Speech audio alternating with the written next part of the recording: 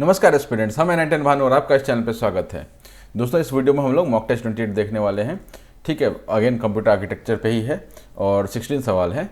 तो एक काम करते हैं, एक बार आप क्वेश्चन देख लीजिए, आप उस क्वेश्चन को लगाइए। 16 में से आप कितना स्कोर करते हैं। आई गेस आपको एटलीस्ट 12-13 तो स्कोर करना ही चाहिए, राइट। तो ये मान के मैं आपको सारे क्वेश्चंस दिखाता हूँ, फिर हम इसको डिस्कस करेंगे।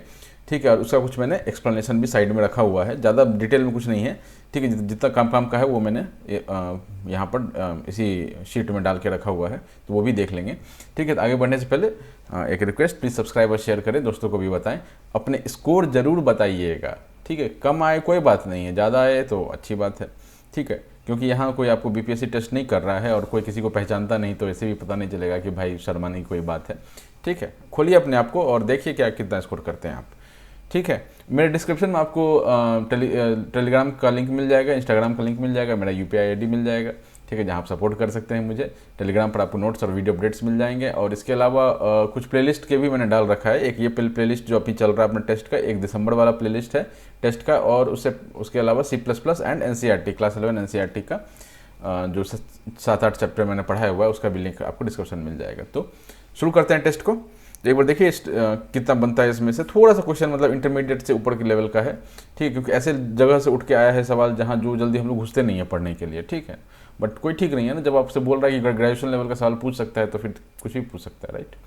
तो आते हैं हम लोग टॉपिक पे। चलिए, पहला 2 सवाल तो दिख ही रहा होगा आपको। इसके बाद ये तीसरा, चौथा, 5वां। ठीक है, 5वां में इंस्ट्रक्शन इज जो है वो है, अब दिख रहा होगा आपको। ठीक है, 5वां हो गया। 6ठा, 7वां, 8वां, 6, 7, 8।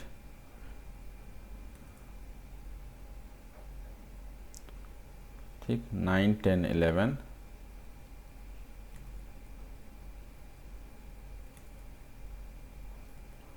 ठीक है, 12, 13, 14।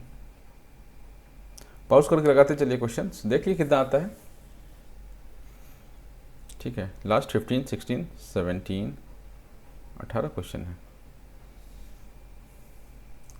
तो 18 क्वेश्चन है तो 2/3 सही होना चाहिए। 12 प्लस स्कोर आपका आना चाहिए अब की बार 100 पार के लिए।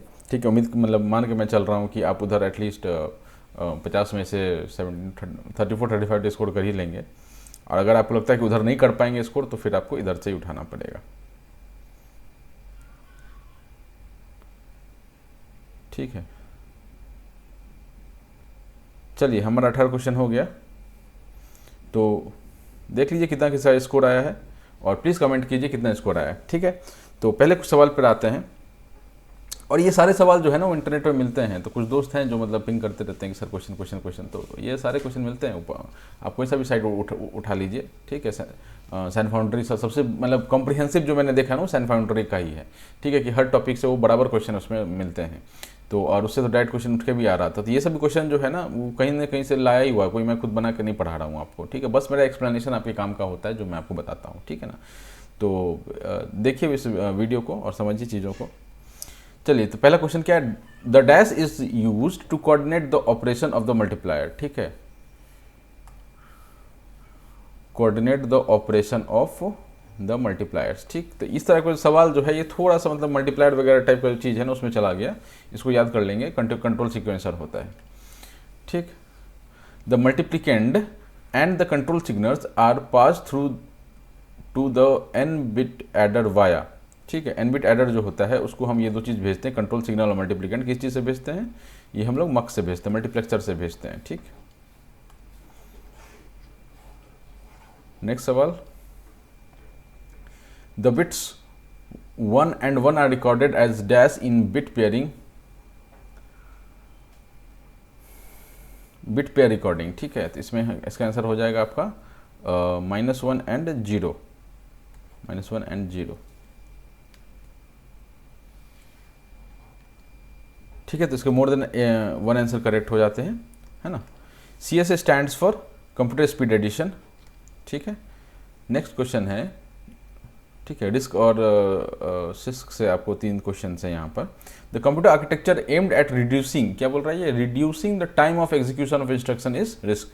ठीक है, रिस्क का फुल फॉर्म क्या होता है? Reduced reduced instruction set computer, ठीक है। और सिस्क में क्या होता है, कॉम्प्लेक्स लगा दीजिए, कॉम्प्लेक्स, उसके बाद बाकी सेम होता है, ठीक है। ये मतलब ऊपर से नीचे नहीं लेके आना, नीचे से ऊपर अपने को पढ़ना है, ठीक है। Both the CISC and RISC architectures have been developed to reduce, क्या रिड्यूस करना चाहते हैं, सिमेंटिक गैप जो है वो रिड्यूस करना चाहते हैं। Which of the architecture is power efficient, कौन सा है इसमें से, रिस्क है अपना, ठीक। तो इसका थोड़ा सा ना इसका बारे में और पढ़ लेते हैं अपन, यहाँ पर कुछ इन्फॉर्मेशन हम लेकर के आए हैं आपके लिए, ठीक है। तो रिस्क और सिस्क का जो डिफरेंस है वो यहाँ पर पहला जो अपना ये देखा है इसमें देखने के लिए मिलता है। रिस्क क्या है, फुल फॉर्म लिखा हुआ है कोई, इसमें तो अपन देख ही चुके हैं। The number of instruction is less, instruction क्या है, less as compare to CISC, ठीक है। इसमें मोड होता है, कम्प्लेक्स में मोड होगा, रिड्यूस्ड में तब नाम से ही पता चल रहा है, रिड्यूस्ड है मतलब लेस है, और कम्प्लेक्स है मतलब मोड उसका इंस्ट्रक्शंस होगा। The addressing modes are less, ठीक है, एड्रेसिंग मोड भी लेस होता है, यहाँ पर मोड होता है, सब कुछ मोड दिख रहा है क्योंकि ये कॉम्प्लेक्स वाला है और ये रिड्यूस्ड वाला है। It works in fixed instruction format, ठीक है, फिक्स्ड इंस्ट्रक्शन फॉर्मेट, यहाँ पर वेरिएबल इंस्ट्रक्शन फॉर्मेट आ जाता है। Risk consumes low power, again power efficient हो गया, लो पावर मतलब पावर एफिशिएंट हो गया, और लो, तो आप देख सकते हैं कि सब कुछ इसमें क्या मिल रहा है आपको, लो टाइप का मिल रहा है ना। Instruction is less addressing modes, ठीक है, fixed instruction format, consumes low power, RISC processor are highly pipeline, ठीक है। तो अब ये यहाँ पर थोड़ा सा यहाँ अलग हो जाता है कि पाइपलाइन जब आ जाता है ना तो इसमें हाईली पाइपलाइन देखने के लिए मिलता है, इसमें हमको लेस पाइपलाइन देखने के लिए मिलता है, ठीक है। It optimises the performance by focusing on software, ठीक है, सॉफ्टवेयर पे इसका फोकस होता है रिस्क का, और इसका हार्डवेयर पर फोकस होता है। रिक्वायर्स लेस रैम, ये भी थोड़ा उल्टा हो गया, तो आखिरी का 3 जो है ना थोड़ा सा उल्टा है, ठीक है। पहला तो ये हाईली पाइपलाइंड है, मोर रैम है, लेस पाइपलाइंड है, लेस रैम है, ठीक। And it optimises the performance by focusing on software पर भी ये फोकस करता है और ये हार्डवेयर पर फोकस करता है, ठीक। तो ये अपन को ध्यान रखना है। तो ये क्वेश्चन है क्या, जो ये सीधे आ सकते हैं, लेकिन कुछ थोड़ा अगर चेंज किया तो वही डिफरेंस वाला उठाएगा और कुछ से कुछ उठा कर डाल देगा। ROM chips are mainly use to store, ROM chips क्या स्टोर करते हैं, रीड ओनली मेमोरी, जो हमने इसके बारे में ये पढ़ा था, ये परमानेंट मेमोरी होता है ना, RAM and ROM permanent memory होता है। इसको हम लोग लाइफ टाइम में एक आधी बार अपडेट करते हैं या वो भी नहीं करते, तो ये क्या करता है, बूट फाइल्स रखे रहता है, ठीक है। इसको क्या आंसर हो जाएगा, boot files. The disadvantages of EPROM chip, EPROM क्या होता है, रोम तो आपको पता है ये रीड ओनली मेमोरी, ईपी होता है इलेक्ट्रिकली प्रोग्रामेबल, ठीक है। रोम चिप इज, ठीक है, डिसएडवांटेज पूछा है इसका, तो ये इसका ये है कि ये ना अपने को चिप फिजिकली रिमूव करना पड़ता है रिप्रोग्राम करने के लिए। जब भी आपको रिप्रोग्राम करना है ना उसको फिजिकली हटाइए तब रिप्रोग्राम कीजिए, ठीक। इसके बारे में थोड़ा सा और देख लेते हैं। ये रहा आपका ईपीरोम का बेनिफिट्स, ठीक है। ईपीरोम का बेनिफिट्स क्या क्या है, it retains memory even without power. तो ईपीरोम आप समझ गए, एक अंदर में एक चिप होता है और उसको अगर रिप्रोग्राम करना होता है तो अपने को बाहर निकालना पड़ता है, right. It retains memory even without power, मतलब ये वोलेटाइल नहीं है, ठीक है। Hence no external memory is required. It is reprogrammable as mentioned above, अपन देख चुके हैं कि रीप्रोग्रामेबल तो है ही, तरीका मतलब निकाल के करने का है, लेकिन है तो ना। It is very cost effective, ठीक है। डिसएडवांटेज क्या है, transistor use in EPROM high resistance ज़्यादा होता है ट्रांजिस्टर का, ठीक है। It has high static power consumption भी ज़्यादा है। UV light requires UV light exposure to erase program and can not be erase using electrical signals, ठीक है। तो इलेक्ट्रिकल सिग्नल यूज़ करके हम इसका इरेज नहीं करते, यूवी लाइट चाहिए हमको, एक्सपोजर चाहिए उसका डेटा को इरेज करने के लिए। Not possible to erase particular byte like EPROM, double EPROM, ठीक है। इस डबल ई क्या हो जाता है, electrically erasable programmable read only memory, ठीक है। तो एक ई है तो इलेक्ट्रिकल, 2 ई है तो इलेक्ट्रिकल इरेजेबल, ठीक है, electrically erasable. It is not possible to erase particular byte like EPROM and entire contents are erase, ठीक है। तो इंटायर कंटेंट जो है इरेज हो जाता है। EPROM need to remove from its board और test jig in order to erase और रीप्रोग्राम द डिवाइस, ठीक है। ये हम लोग अभी हमारा सवाल था उसमें हम देख चुके हैं। UV based EPROM requires some time to erase as oppose to EPROM which is instant, ठीक है। तो ई जो इलेक्ट्रिकली इरेजेबल है, जो इलेक्ट्रिक सिग्नल से इरेज हो जाता है, वो आपको तुरंत मतलब सफा हो जाता है ना, और यूवी रेज वाला में थोड़ा सा टाइम लग जाता है। इसके अलावा हमने ये डाल के रखा हुआ है आपके लिए, ये देखिए इसमें क्या है कि ये 3 के बीच में कंपैरिजन है। EEPROM, EEPROM and flash EEPROM। ठीक है, तो इसका कुछ चीज़ है, ज़्यादा इसमें कुछ काम का नहीं दिखा मुझे, but programming bye external means internal होता है। ठीक है, अब प्रोग्रामिंग में क्या टेक्निक यूज़ करते हैं, hot electron injection, tunnel effect. ठीक है, तो ये फ्लैश EEPROM शायद ही आए, इन दोनों में आप पढ़ लीजिए, वोल्ट नहीं पढ़ने की ज़रूरत है, बाइट ही है। ठीक है, time taken micro second, less than 100 micro seconds बोल सकते हैं, और ये 5 मिली सेकेंड है और लेस देन 10 माइक्रो सेकेंड्स है। ठीक है, इरेजिंग के लिए by external means ultra violet light चाहिए। ठीक है, रिजोल्यूशन होल चिप 15 मिनट। ठीक है, इसमें 5 मिनट सेकंड लगे, इसमें इलेक्ट्रिकली इरेजिबल था ना, तो ये 5 मिनट सेकंड में हो जा रहा था काम।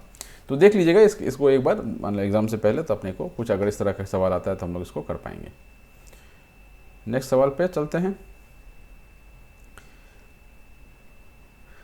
इन micro programmed approach the signals are generated by, micro programmed approach जो होता है इसमें सिग्नल कैसे जनरेट करते हैं, they are generated by machine instructions. ठीक है, तो ये याद रखेंगे हम लोग।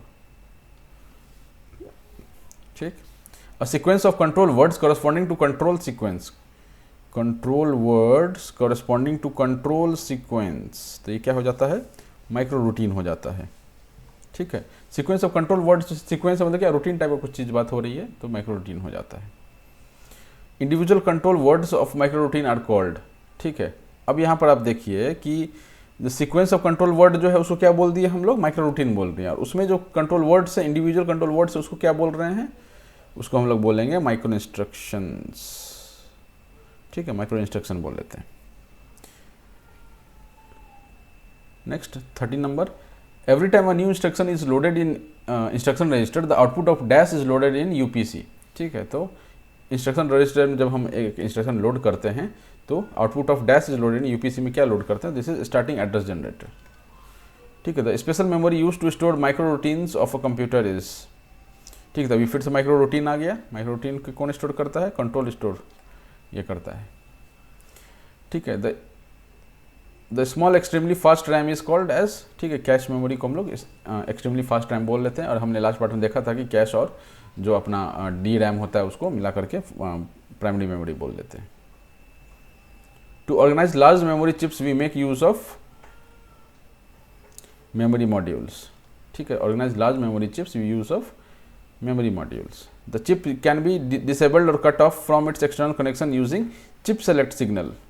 ठीक है, ये सिग्नल होता है एक, जिसको यूज़ करके हम लोग ये चिप को डिस्कनेक्ट कर सकते हैं। 18 नंबर कुछ और भी है, अभी जाइएगा मत, 18 नंबर के बाद हम लोग थोड़ा थ्योरी और भी है, उसको भी देख लेंगे। ठीक है, the periods of time when the unit is idle is called as. ठीक है, इसको क्या बोलते हैं, स्टॉल्स भी बोल लेते हैं, बबल्स भी बोल लेते हैं। ठीक, तो ये क्या हो जाता है, मोर देन वन एबव। अब स्टॉल्स और बबल्स क्या है, मतलब इंटरचेंजेबली कभी कभी यूज़ कर लेते हैं। इसमें क्या होता है कि जब आपका हजार्ड हमने पढ़ा ना लास्ट में, तो हजार्ड जब आता है तब वो क्या करते हैं कि इंस्ट्रक्शन जो है वो विदाउट इंस्ट्रक्शन वाला साइकिल जो है वो फेच करने लग जाते हैं, मतलब चलाने लग जाते हैं। उससे क्या होता है कि ये हजार्ड जो है वो काबू में करने के काम आ जाता है। तो पहला टॉपिक तो अपना यही है, हजार्ड वाला चीज़ है, थोड़ा सा बड़ा है बट देख लेते हैं। ठीक है, पहला तो टर्म आइडल क्या है, term idle refers to a state in which CPU is not actively, idle क्या है, नॉट एक्टिवली प्रोसेसिंग इंस्ट्रक्शंस और परफॉर्मिंग टास्क। कौन, CPU जब ये कुछ भी नहीं कर रहा होता, that time is called idle. During these periods of inactivity the CPU is waiting for new instruction to execute. ठीक है, तो ये CPU क्या कर रहा है, वेट कर रहा है, ये तो समझ में आ गया होगा। During idle periods certain events or conditions can occur that affect the efficient operation of the CPU. These events are referred as stalls and bubbles.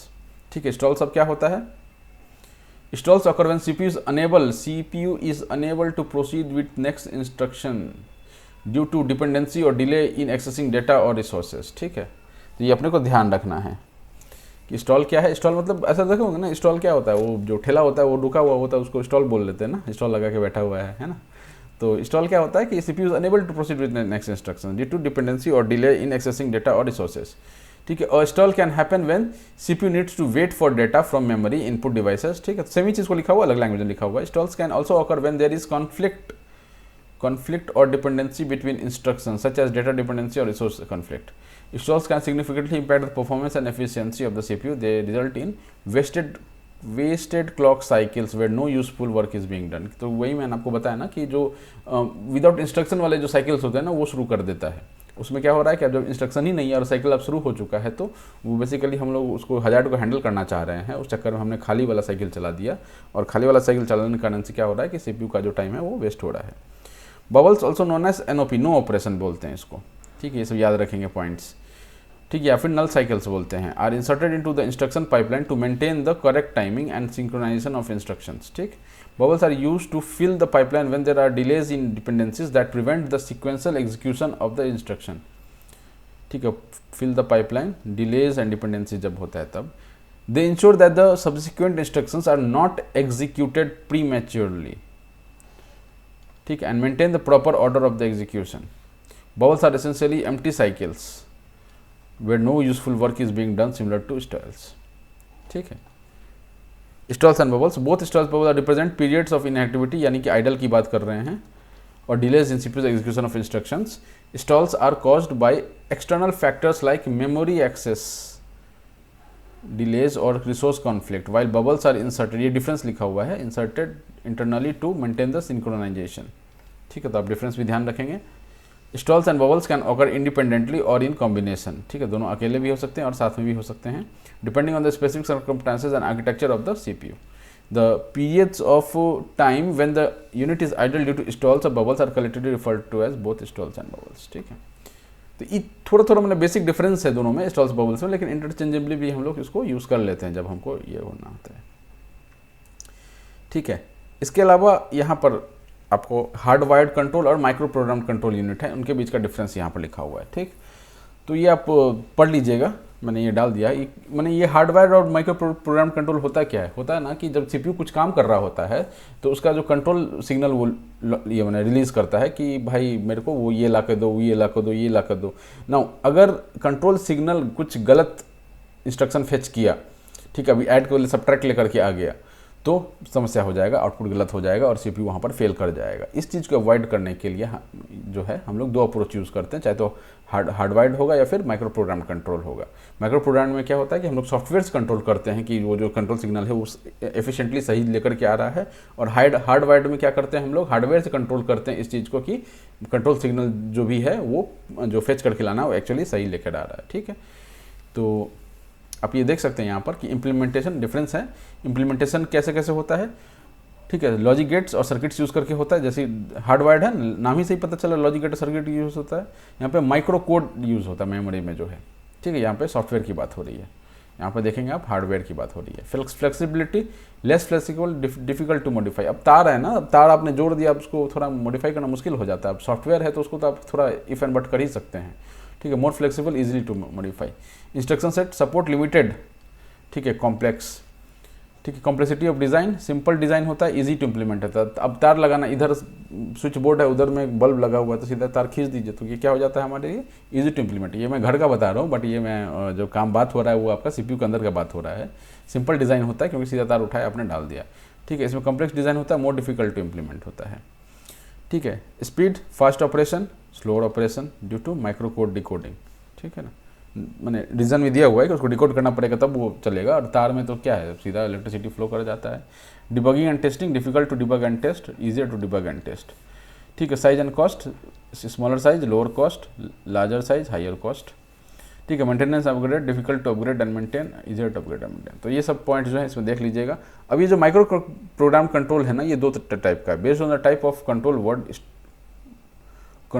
stored in control memory, it is classified into two types, ठीक है, horizontal और and vertical, ठीक है। तो अब ये points आप देख लीजिएगा कि क्या कैसे है, इसमें कुछ बताने का नहीं है। जो सीधा सीधी ये है ना, जिस एग्ज़ाम में आ सकते हैं पूछने के लिए, वो सीधा मैंने यहाँ पर पॉइंट उठा के डाल दिए हैं, ठीक है। और इसके अलावा एक और कुछ था, हाँ, ये इंपॉर्टेंट कुछ यहाँ पर हैं जो अपने अभी आए भी थे अभी क्वेश्चन में, उससे रिलेटेड है। कंट्रोल वर्ड क्या होता है? कंट्रोल वर्ड अभी हम लोग देख चुके हैं। Control word is a word whose individual bits represent various control signals, this is control words. Micro routine भी देखे हैं अभी। A sequence of control words corresponding to the control sequence of a machine instruction constitutes the micro routine for the instruction, ठीक है। तो control word सब जोड़ करके माइक्रो रूटीन बना, ठीक है। इंडिविजुअल कंट्रोल वर्ड जो है control word bit various control signal से मिलकर कंट्रोल वर्ड बना, and sequence of control word जो है वो माइक्रो रूटीन बना। Individual control words in the micro routine are deferred as micro instructions. ठीक है, तो इंडिविजुअल कंट्रोल वर्ड को माइक्रो इंस्ट्रक्शन से बोल दिया, ये भी हमारे सवाल में अभी आया था। माइक्रो प्रोग्राम क्या होता है? A sequence of micro instructions called micro program which is stored in ROM और RAM called control memory. Control store the microroutine for all instructions in the instruction set of the computer are stored in special memory called control store। ये भी control store अभी हमारे सवाल में आया था, right. तो ये सारा आप कुछ जो भी है आप देख जाइएगा, ठीक। थोड़ा मतलब ऐसा है ना कि थोड़ा कम ये सब पढ़ा हुआ चीज़ होता है, बट सवाल तो सवाल है ना दोस्त, कहीं से भी पूछ देगा तो फिर अपने को पता तो होना चाहिए। तो उम्मीद है आप लोग अच्छा स्कोर किए होंगे, एटलीस्ट 12 तो स्कोर किए ही होंगे, तो प्लीज़ कमेंट कीजिएगा, ठीक है। जो भी मैं जितना भी ये है ना, मान लीजिए अगर इसमें मैंने आपको टेस्ट दिखा दिया, बोला कि आप मार्क्स लिखिए, हो सकता है कि मैं मतलब क्वेश्चन दिखाता चलूँ और फिर आंसर भी बताता चलूँ, तो उस केस में भी आप अपना मार्क कीजिएगा कि भाई ये उसके बाद अंत में आप कोशिश कीजिए कि जितना भी सवाल है उसका 2/3 सही हो, 1/3 से ज़्यादा गलत ना हो, ठीक है। अगर 18 सवाल हैं तो आपके 6 गलत हो सकते हैं मैक्सिमम, और आपके 12 सही होने चाहिए, ठीक है। तो उससे क्या होगा कि आप कॉम्पिटिशन में आगे बढ़ते जाएंगे और अब की बार 100 पार कनाडा अपना सक्सेसफुल होगा। इसी के साथ हम लोग गुड नोट पे इसको एंड करते हैं। Tata, all the best, thank you.